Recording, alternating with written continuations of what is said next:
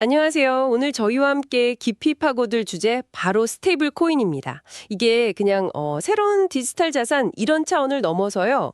세계 주요국들의 화폐 패권 경쟁, 그 최전선에 등장한 아주 강력한 변수가 되고 있습니다. 네, 맞습니다. 저희가 받은 자료들을 보니까 이게 정말 흥미로운데 스테이블 코인이 어떻게 보면 그냥 기술 트렌드잖아요. 그렇죠. 시작은 그랬죠. 근데 이걸 넘어서서 그 미국 달러의 아성에 도전하는 중국 위안화가 있고 또 이걸 방어하고 오히려 패권을 더 강화하려는 미국 그리고 디젤세를 막 추격하는 유럽과 일본까지 네, 경쟁이 아주 치열합니다. 그야말로 보이지 않는 디지털 화폐 전쟁의 서막이 열린 거겠습니다. 오늘 이 복잡하게 얽힌 각국의 전략 또 그 속내는 뭔지 이걸 제대로 한번 파헤쳐 보겠습니다. 왜 지금 스테이블 코인이 이렇게 중요해졌을까요? 네, 바로 그 지점이 핵심입니다. 이게 더 이상 기술자들만의 관심사가 아니고요. 각국 정부의 거시 경제 정책, 외교 전략, 심지어는 국가 안보와도 직결되는 문제가 됐기 때문이죠. 아, 안보까지요. 네, 자료들을 보면 그냥 편리한 결제 수단이다. 이런 표면적인 이유 말고요. 그 뒤에는 국가 부채 관리라든가 국제적인 영향력 확대, 또 기존 금융 시스템에 대한 도전 아니면 방어 이런 훨씬 거대한 목표들이 숨어 있습니다. 그렇군요. 오늘 분석을 통해 이 거대한 지정학적 게임의 판도를 읽는 그런 중요한 단서들을 좀 찾아볼 수 있을 것 같습니다. 좋습니다. 그럼 가장 먼저 눈에 띄는 건 역시 중국의 움직임인데요. 굉장히 공격적이더라고요. 네, 그렇죠. 위안화 기반 스테이블 코인을 활용해서 기존의 달러 중심 국제 금융 질서에 상당히 대담하게 도전장을 내밀고 있어요. 맞습니다. 정면으로 부딪히는 거죠? 구체적으로 자료를 좀 보면 중국은 단순히 스테이블 코인을 만드는 데 그치지 않고요. 자국이 막대한 자금을 투자한 곳들 있잖아요. 라오스, 브라질, 아프리카 국가들. 네, 인프라 투자 많이 했죠. 네, 거기에 전력망이나 댐 건설 같은 대규모 인프라 프로젝트에서 이 위안화 스테이블 코인을 직접 결제 수단으로 사용하겠다. 이런 전략을 추진 중이라고 나와 있습니다. 이게 단순히 거래 편의성 때문만은 아닐 것 같은데요. 그럼요. 훨씬 다층적인 노림수가 깔려 있죠. 첫째는 일단 달러를 안 거치잖아요. 네. 위안화로 바로 결제하니까 거래 비용이랑 시간 줄이는 실질적인 이득이 있고요. 둘째는 이게 더 중요한데 이런 거래가 자꾸 반복되면 파트너 국가들이 자연스럽게 위안화를 더 많이 쓰게 되고 또 보유하게 됩니다. 아, 익숙해지겠네요. 그렇죠. 장기적으로 보면 이들 국가 외환 보유고에서 달러 비중은 줄이고 위안화 비중을 늘리려는 거죠. 위안화의 국제적인 위상을 높이려는 아주 치밀한 전략입니다. 야, 그렇군요. 근데 여기에 더해서 중앙은행이 직접 발행하는 디지털 화폐, CBDC라고 하죠. 네, CBDC. 디지털 위안, ECNY라고 부르던데 이 실형도 엄청난 속도로 진행 중이라고요? 네, 그 ECNY 실험 규모는 정말 상상을 초월합니다. 자료에 따르면 2024년 중반까지 누적된 시범 거래액만 해도요. 무려 7조 3천억 위안. 7조 3천억. 원이 아니고요? 위안입니다. 우리 돈으로 환산하면 1,300조 원이 넘는 규모요. 이게 단순 기술 테스트 수준을 넘어선 거죠. 그리고 특히 주목해야 할 발언이 하나 있었는데요. 중국 인민은행 총재가 공개적으로 이런 말을 했어요. 전통적인 국제 결제 시스템은 지정학적 위험과 일방적 제재에 취약하다. 그건 거의 대놓고 미국 겨냥한 발언 아닌가요? 그렇죠. 사실상 그렇죠. 미국의 금융제재, 이걸 디지털 위안으로 우회할 수 있다. 이런 메시지를 노골적으로 보내는 것 같은데요. 정확히 보셨습니다. 단순히 기술이 좋다, 이게 아니에요. 서방의 간섭으로부터 자유롭다는 정치적인 메시지를 함께 전달하는 거죠.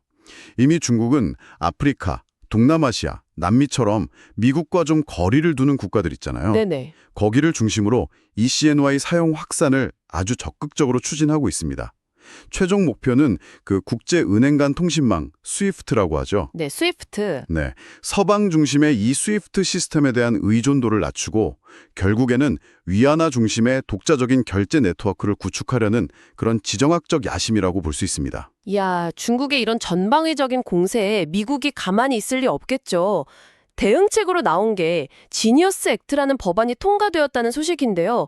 이게 중요해 보이는데 이 법안 정확히 어떤 내용을 담고 있고 미국의 진짜 노림수는 뭘까요? 지니어스 액트의 핵심 조항은 이겁니다. 미국에서 발행되는 모든 스테이블 코인은 반드시 100% 미국 국채나 아니면 연준의 지급준비금 또는 FDIC가 보증하는 예금, 이것들로만 준비금을 확보해야 한다는 거예요. 100%요? 네, 100%. 이게 얼핏 보면 그냥 규제를 강화하는 것 같잖아요. 네, 그렇게 들리는데요. 근데 그 이면에는 아주 교묘한 전략이 숨어 있습니다. 교묘한 전략이요. 100% 미국 국채나 예금으로만 담보를 잡아라. 그럼 이게 달러 기반 스테이블 코인 발행량이 늘어나면 늘어날수록 그만큼 미국 국채에 대한 수요가 자동적으로 증가하는 구조네요. 바로 그겁니다. 정확해요. 현재 미국 국가부채가 약 37조 달러라고 하잖아요. 천문학적인 규모인데 네, 어마어마하죠. 이 법안은 스테이블 코인 시장이 커지는 걸 이용해서 안정적인 국채 수요처를 확보하려는 효과를 노리는 거죠. 국채 매입 수요가 늘면 그만큼 낮은 금리로 자금을 조달하기가 쉬워지고 이 막대한 부채를 관리하는데 실질적인 도움을 줄 수 있습니다. 달러 수요를 끌어올리면서 동시에 재정 부담도 덜 수 있는 뭐랄까 진짜 이름 그대로 지니어스한 발상이라고 할 수 있겠죠. 와, 정말 일석이조네요. 근데 미국은 중국처럼 중앙은행 디지털 화폐, CBDC 발행에는 좀 상대적으로 신중한 태도를 보이는 것 같아요. 오히려 민간 기업들이 스테이블 코인 시장을 주도하도록 길을 열어주는 모양새인데요. 이건 어떤 전략적 판단일까요? 그것도 미국의 아주 중요한 전략적 선택입니다. 정부 주도로 CBDC를 만들기보다는 민간의 혁신과 경쟁을 통해서 달러 기반 스테이블 코인이 더 빠르고 유연하게 전 세계로 퍼져나가도록 유도하는 거죠. 민간의 힘을 이용한다. 네, 페이팔이나 서클 같은 민간 기업들이 이미 구축해놓은 글로벌 네트워크나 기술력을 활용해서 시장을 선점하겠다 이런 계산입니다. 결과적으로는 국경 간 결제 시장 같은 데서 달러의 영향력을 유지하고 나아가서는 디지털 시대에도 달러 패권을 더 공고히 하려는 큰 그림의 일부라고 봐야 합니다. 규제는 하되 민간의 역동성은 살린다. 그렇죠. 규제를 통해 안정성을 확보하면서도 민간의 역동성을 활용해서 시장 지배력을 강화하려는 그런 이중 전략인 셈이죠. 미국의 이런 발빠른 입법 그리고 민간 주도 전략, 여기에 유럽연합, EU가 상당한 위기감을 느낀 것 같습니다. 파이낸셜 타임스 보도를 보니까 디지털 유로 도입 계획을 막 서두르고 있다는 소식이네요. 네, 맞습니다. 아마 미국 지니어스 액트 통과가 좀 기폭제가 된 것 같아요. EU는 디지털 유로 개발 계획을 눈에 띄게 앞당기고 있습니다. 여기서 특히 흥미로운 대목은요. 자체적인 프라이빗 블록체인 시스템을 고수할 거라는 예상이 많았는데 그게 아니라 이더리움이나 솔라나 같은 기존 퍼블릭 블록체인을 활용하는 방안까지 검토하고 있다는 점입니다. 네, 퍼블릭 블록체인이요. EU처럼 거대한 경제권에서요. 그건 상당히 파격적인 선택 같은데요. 왜 그런 검토를 하는 걸까요? 아무래도 개발 속도 때문일 겁니다. 자체 시스템을 처음부터 다 구축하는 것보다 이미 검증된 퍼블릭 블록체인 기술을 활용하는 게 훨씬 빠를 수 있거든요. 시간 단축? 네, 미국의 속도전에 뒤처지지 않으려는 일종의 고육지책으로 해석될 수 있습니다. 하지만 이게 또 통제권이나 프라이버시 측면에서는 다른 논쟁을 불러일으킬 수 있는 지점이기도 해요. 그렇죠. 딜레마네요. 네, 기존 네트워크의 장점을 취할 거냐 아니면 완전한 통제권을 확보할 거냐 이 딜레마죠. 그런데 자료에서 EU가 디지털 유로 설계할 때 중국의 디지털 위안 모델을 참고하고 있다 이런 언급이 있어서요. 개인적으로 좀 신경이 쓰이는데 특히 프로그래머블 머니 기능 관련해서요. 네, 그 부분. 이게 타회적 감시는 통제로 이어질 수 있다는 우려가 계속 나왔었잖아요. 네, 그 부분이 좀 논란의 소지가 있습니다. EU 당국은 공식적으로는 예금 기능이나 프로그래머블 기능 이런 걸 원치 않는다고 선을 긋고는 있어요. 네. 하지만 동시에 중국 모델을 계속 연구하고 언급한다는 것 자체가 기술적으로는 해당 기능 구현 가능성을 완전히 배제하지 않는다는 신호로 읽힐 여지가 충분합니다. 가능성은 열어둔다. 그렇죠. 만약에 프로그래머블 기능이 도입된다면 말씀하신 대로 특정 상품 구매를 제한하거나 자금 사용 기한을 설정하거나 거래 내역 추적을 강화하는 등등 프라이버시 침해와 개인에 대한 통제 강화 수단으로 악용될 수 있다는 비판이 계속 나오고 있죠. 네. 최근 EU 내에서 논의되는 온라인 메신저 검열 법안 같은 것들과 맞물리면서 일각에서는 EU가 디지털 기술을 이용해서 감시 사회로 나아가는 거 아니냐 이런 우려의 목소리까지 제기되는 상황입니다. 기술적 편의성과 시민적 자유 사이의 균형, 이게 정말 어려운 문제네요. 네, 아주 큰 과제가 될 겁니다. 자, 화폐 전쟁의 또 다른 플레이어로 일본도 빼놓을 수 없죠. 일본 역시 이 경쟁에 본격적으로 뛰어들었습니다. 이르면 2025년에 일본 금융청 FSA가 최초의 엔화 기반 스테이블 코인인 JPYC를 승인할 예정이라는 소식이 들려옵니다. 네, 도쿄에 본사를 둔 핀테크 기업 JPYC가 발행 주체로 나서는데요. 사실 지금 시장은 미국 달러 기반 스테이블 코인이 거의 장악하고 있잖아요. 그렇죠. 압도적이죠. 이런 상황에서 엔화 기반 스테이블 코인이 등장한다는 건 주목할 만한 사건입니다. 여기서 중요한 점은 JPYC의 담보자산 구성인데요. 은행 예금뿐만 아니라 일본 국채, JGB라고 하죠. 이것도 주요 담보자산으로 활용할 계획이라는 겁니다. 아, 이것도 약간 미국 지니어스 액트랑 비슷한 전략이네요. 네, 그렇죠. 스테이블 코인 발행이 늘수록 자국 국채에 대한 수요 기반도 같이 덜피는 효과. 이걸 기대하는 거군요. 일본도 국가 부채 문제가 심각하니까 이런 전략이 매력적으로 보였을 수 있겠네요. JPYC 측의 발행目표 규모는 어느 정도인가요? JPYC 측에서는 향후 3년간 약 1조 엔 정도, 우리 돈으로 하면 한 9조 원 정도 규모의 스테이블 코인 발행을 목표로 하고 있다고 밝혔습니다. 1조 엔이면 작은 규모가 아니네요. 네, 결코 작지 않죠. 이건 일본 국채 시장에도 새로운 수요 동력을 제공할 수 있습니다. 하지만 JPYC가 넘어야 할 산도 만만치는 않아요. 어떤 산을 말씀하시는 건가요? 역시 경쟁 문제겠죠? 자료를 보니까 이미 일본 시장에는 미국 달러 기반의 대표 스테이블 코인 USDC가 먼저 진출해 있다고요? 그렇습니다. 그게 아주 큰 변수죠. 글로벌 스테이블 코인 발행사 서클이 일본의 거대 금융그룹인 SBI 홀딩스랑 손을 잡고요.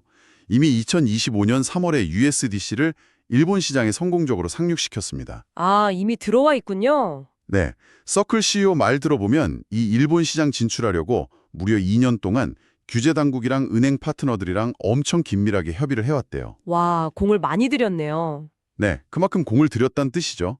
따라서 앞으로 일본 내 스테이블 코인 시장은 자국 통화 기반의 신흥주자인 JPYC랑 이미 글로벌 시장에서 검증받고 현지 대기업과 파트너십까지 맺은 USDC, 이 둘 간의 아주 치열한 경쟁 구도가 펼쳐질 것으로 보입니다. 흥미진진하겠는데요? 네, 이 경쟁 결과가 엔화의 디지털 경쟁력은 물론이고 일본 국채 시장에도 적지 않은 영향을 미칠 새로운 변수가 될 겁니다. 지금까지 각국 정부의 움직임을 쭉 살펴봤는데 스테이블 코인 전쟁은 정부만 참여하는 게 아니죠?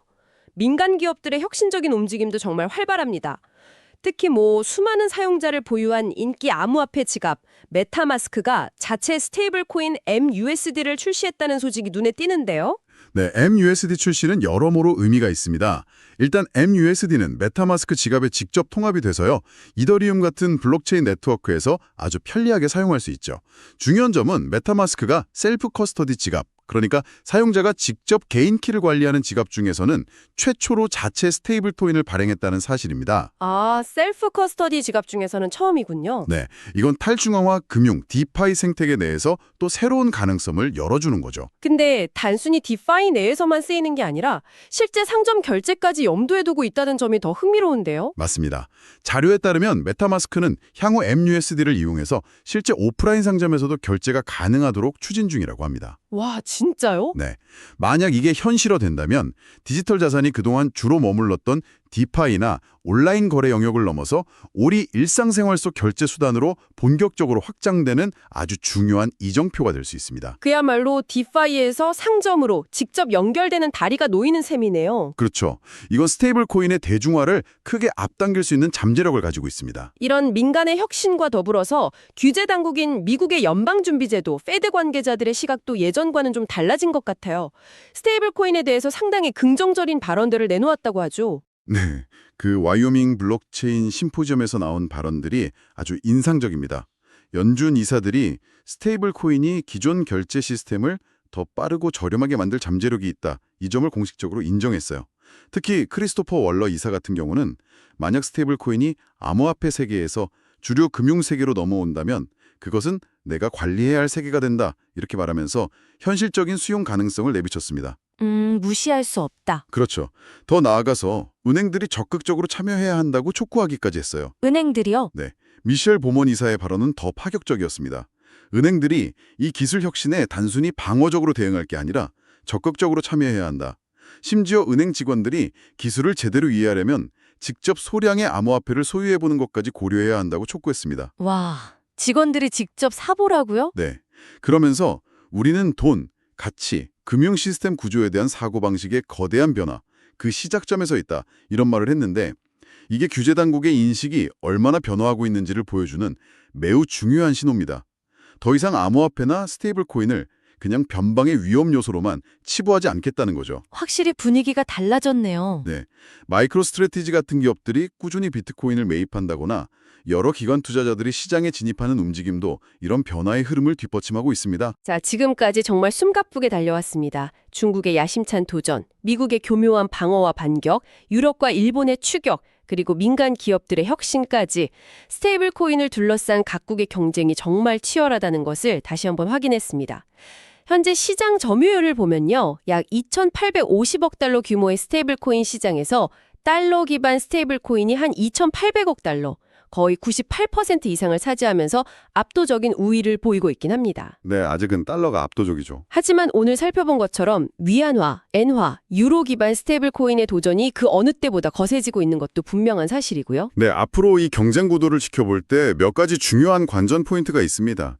첫째는 역시 각국 정부의 규제와 감독 강화가 시장에 어떤 영향을 미칠지입니다. 이게 혁신을 너무 억누르지 않으면서도 금융 시스템의 안정성을 확보해야 하는 아주 어려운 과제거든요. 네, 균형이 중요하겠네요. 특히 국경 간 자금 이동에 대한 통제라든가 자금 세탁 방지, AML, 테러 자금 조달 방지, CFT 규정을 어떻게 효과적으로 적용할 거냐, 이게 관건입니다. 둘째는 기술 발전 자체의 방향인데요.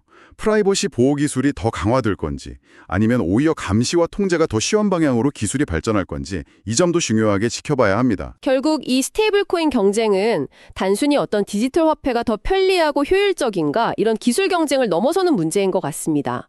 어쩌면 지난 수십 년간 이어져 온 달러 중심의 단일 패권 체제가 흔들리고 여러 통화가 경쟁하는 다극 체제로 전환될 가능성까지 내포하고 있는 거대한 변화의 서막일 수도 있겠네요. 네, 그렇죠. 특히 중국을 비롯한 여러 국가들이 노골적으로 서방 중심의 금융 시스템에서 벗어나려는 움직임을 보이고 있으니까요. 맞습니다. 단기적으로야 달러의 아성이 쉽게 무너지지는 않겠지만 장기적으로는 글로벌 통화 시스템의 근본적인 패러다임 전환으로 이어질 잠재력이 충분합니다. 미래 디지털 경제 시대의 기축 통화는 과연 어떤 모습일지, 그리고 그 과정에서 현재의 글로벌 힘의 균형은 또 어떻게 재편될 것인지 앞으로 계속해서 면밀히 주시해야 할 대목입니다. 기술, 경제, 정치가 아주 복잡하게 얽힌 이 새로운 화폐 전쟁의 향방을 예측하기는 어렵지만 그 중요성은 점점 더 커질 겁니다. 오늘 저희가 함께 깊이 파헤쳐본 스테이블 코인 경쟁, 이건 단순한 금융 트렌드 분석을 넘어서요. 미래의 글로벌 권력 지도가 어떻게 그려질지를 가늠해 볼 수 있는 매우 중요한 단서가 될 것 같습니다. 앞으로도 이 흥미진진한 변화의 흐름을 놓치지 않고요. 여러분께 가장 중요하고 통찰력 있는 정보들을 계속해서 전달해 드리도록 노력하겠습니다. 이 복잡하고 거대한 변화의 소용돌이 속에서 당신께서는 이 새로운 디지털 화폐 시스템이 가져올 무한한 기회, 그리고 동시에 잠재된 위험 중 과연 어느 쪽에 더 주목하고 계신가요? 오늘 저희와의 대화가 미래 금융 환경에 대한 당신만의 깊이 있는 통찰을 발전시켜 나가는데 작은 도움이 되었기를 바랍니다.